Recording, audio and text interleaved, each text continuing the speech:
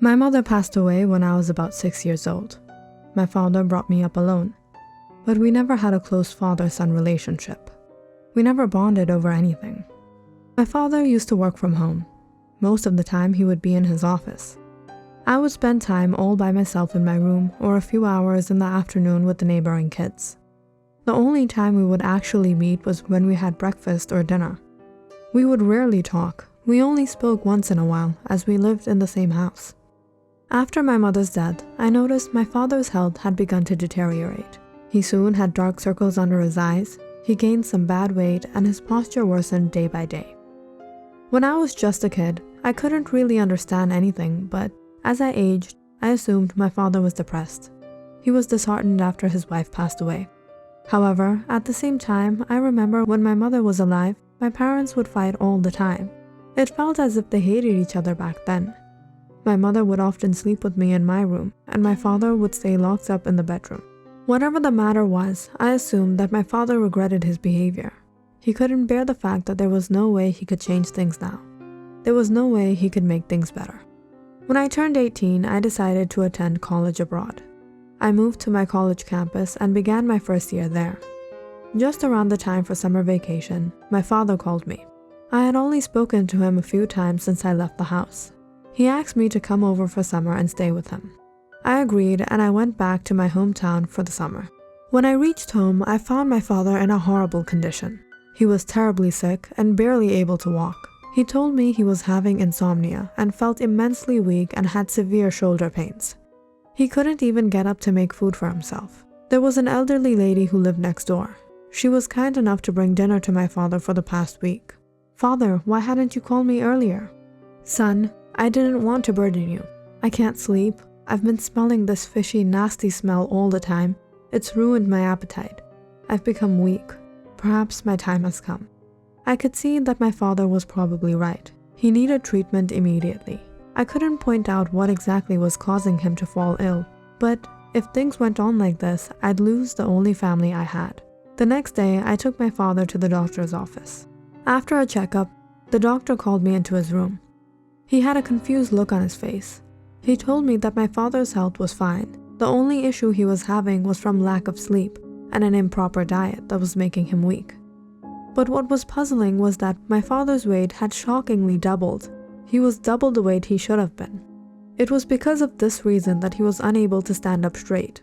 "But doctor, my father has barely been eating anything. He doesn't even have one meal properly. This can't be right." The doctors couldn't provide me with any explanation. They gave me a prescription of the medication my father needed to take and advised me to allow him as much bed rest as possible. I brought my father back home and I cleaned up the house and cooked food.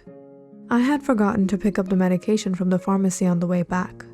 It was about 8 at night. I thought if I went to the main market, some of the shops might have still been open. I hurried out and drove towards the market. The streets were still busy and I found myself stuck in traffic. I wasn't going to make it in time if I waited any longer. I decided to take a longer route through a quiet area of the town. Growing up, I had heard a lot of rumors about that road. It was pretty dark and both sides had tall, hovering trees. I never believed any of these rumors, and even back when I was a kid, I would ride my scooter down the same road. And as I had expected, the people believed nothing but superstitions. Without having to wait in the traffic, I would be able to reach the market in no time. I raised the speed and flew through the empty road when suddenly a woman appeared in front of the car. It was a near accident, but luckily I was able to stop the car just in time. It was a middle-aged woman. She looked anxious. She hurried towards the car window and knocked on the glass. I pulled it down and looked at her. I couldn't stop staring at the flower headband that she wore. It looked so familiar to me. "Miss, you should be more careful and walk towards the side of the road. Is there anything I can help you with?" The woman reached out through the car window and placed her hand on my face. Her hands were icy cold. "I need your help, son. She's down this hill. She's drowning in the water. Please help me." I hurried out of my car. Luckily, I had a pocket flashlight. I followed the woman down into the dark woods. In a few minutes, I found my shoes buried deep into the slippery mud by the swamp. I held my nose. The smell was absolutely putrid. "Where is she?" I asked the lady, but there was no response. I realized I was all alone. There was no one with me. I tried looking around, pointing my flashlight in every direction. I was about to head back the way I came from, but my feet were stuck in the mud. No matter how much I tried to pull my feet out, it seemed like something heavy was placed right on top of it. I tried to scoop out the mud from on top of my feet when my hand touched something. I gave it a strong tug, and a huge glop of mud threw me into the swamp. I was horrified when I realized what I pulled up. It was the remains of a woman, and in my hands was the flower clip still attached to the hair on her head. I pushed the body off and scrambled to get out of the muck. Once I came back to my senses, I called the police. When the police arrived, they took the body for investigation. I'm sure they didn't believe anything I said. They let me go, saying I might have to come back again for further questioning. When I got home, I immediately went into the shower. I had to rid myself of the nasty muck of the swamp. I prepared dinner for myself and my father, but he was unable to eat. He complained about the fishy, mucky smell once again, and retired to his bed after eating a few bites. Over the next few days, my father became even more sick. He hunched over when he walked, and he had to use a cane. His legs became very skinny and weak. By the way my father appeared, it seemed like he had lost a lot of weight. But when I stood him on the scale, the number was alarmingly high. I tried my best to take care of him, although with every passing day, his health worsened. After about a week, I received a call from the police. They informed me that the body that they had found in the swamp was in a very bad condition, and they were unable to identify who the person was. I couldn't forget what I had seen that night. The woman that had led me to the swamp was wearing the same hair clip. With all that had happened and was still going on, it was hard for me to get some good sleep at night.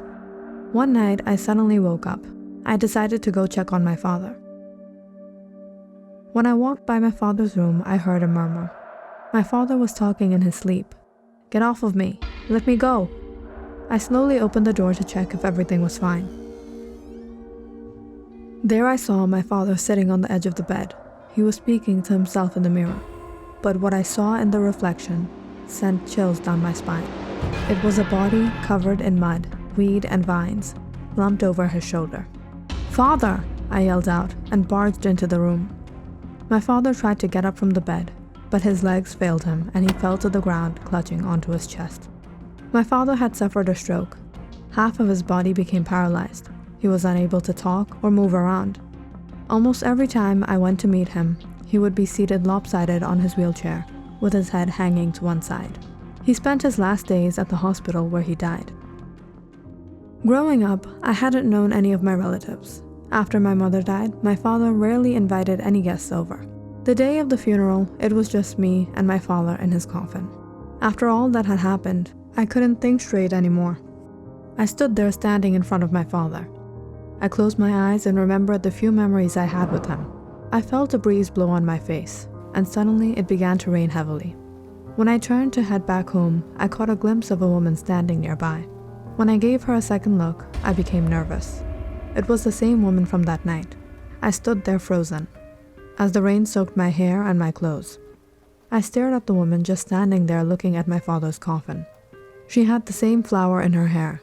She was wearing the same dress as that night, and she had a displeased look on her face. I wasn't sure whether to talk to her or not. All of a sudden, she turned and looked at me.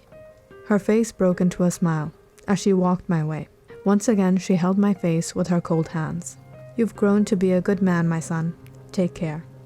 The woman plucked one of the flowers from her crown and opened up my palms and placed it there. I watched the raindrops slide off of the petals. When I looked up again, the woman was gone. I've always wondered who that woman was, and why she would suddenly appear and suddenly vanish. That was the last time I met her, at the day of my father's funeral. The next few days went by awfully quiet, with no one in the house except me. I took out all the family albums. That's when I remembered why that hair clip seemed so familiar to me. I ran to my room and searched all my pockets to find that flower that the woman had placed in my palm. When I matched it up with the old family pictures, I realized it was identical to the one my mother used to wear.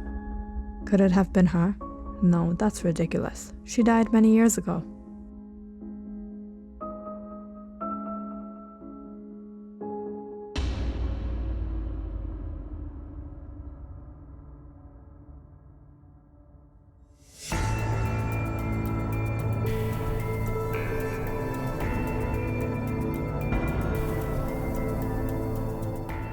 Click on the subscribe button and check out more awesome videos on our channel, because you know it's interesting.